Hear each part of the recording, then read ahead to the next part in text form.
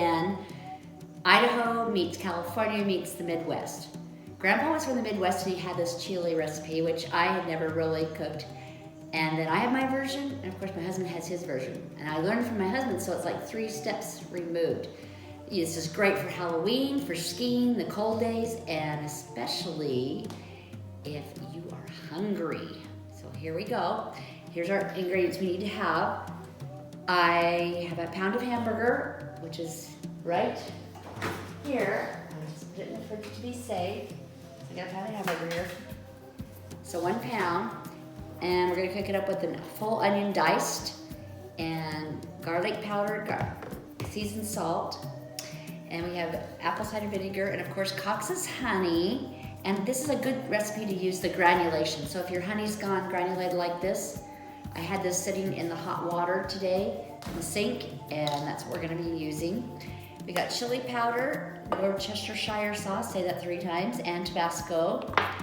Then we have 4 cans here. 2 of the kidney beans red. We have tomato sauce and stewed tomatoes.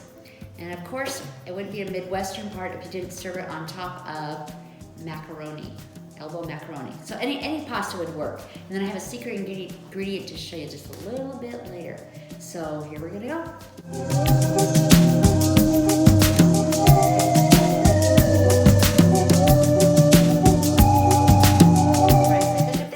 With the onion in it and a teaspoon of garlic powder and a teaspoon of seasoned salt and 2 teaspoons of garlic powder.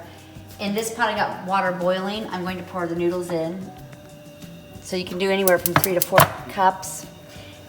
And so here we're gonna make the little mixture here. I've drained these cans. So you got 1, 2 of those. We're not going to heat that up quite yet. And then you put in tomato sauce. 1 can of that.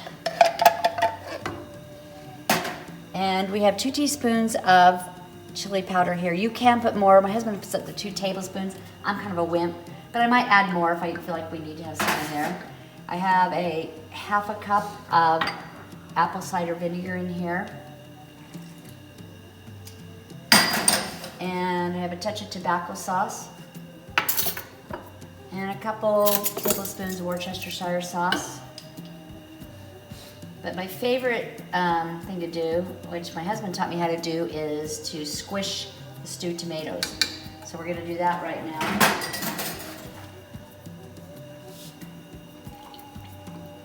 And you just take it in your hand and squish it.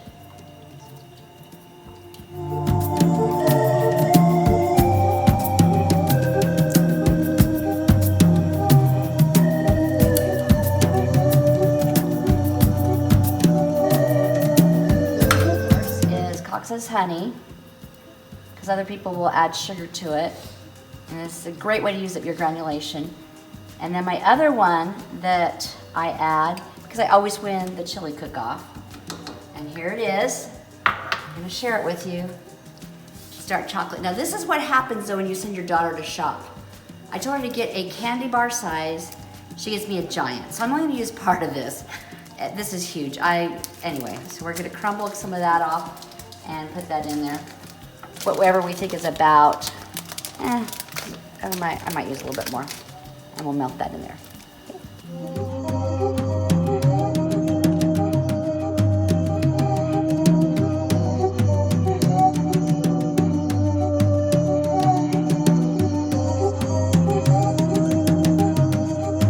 All right, so I'm gonna put on this spiced mug mat. A big shout out to Tammy. Thank you for this. It's very cool. You set your hot on there, and it starts smelling really good. It has a bee on it too. All right, kind of fits. But I forgot to add the ketchup. So we're gonna add the ketchup in, half a cup of ketchup. And you cook that for about 10 minutes. It's all ready to eat now. Very yummy. My daughter's gonna zoom in on this. So you can get a good look at that. This is like the most perfect I've ever made. So now children, you do not have to ask me for the recipe anymore. There it is online. Grandchildren, did you find the bee? His name is Zips. There he is right there, Zips. So be sure to subscribe to my channel and share this. I'm on Facebook, Instagram, Pinterest, Twitter. And we're going to serve this up so we can have a sweet day. Not only will we put the macaroni in there, there it is right there. Whatever. She's distracted over there. Just gonna put the macaroni in the bottom, and you can top it with sour cream or cheese. So have a sweet day. Besides serving this chili with sour cream or cheese on top of it, you can also serve it with my breadsticks that the recipe was a couple years ago on that one. And then I'm going to be doing a cornbread one up here soon. It's a Marie Callender type, just yummy, yummy cornbread. You can also serve it with just plain old saltine crackers. There you go.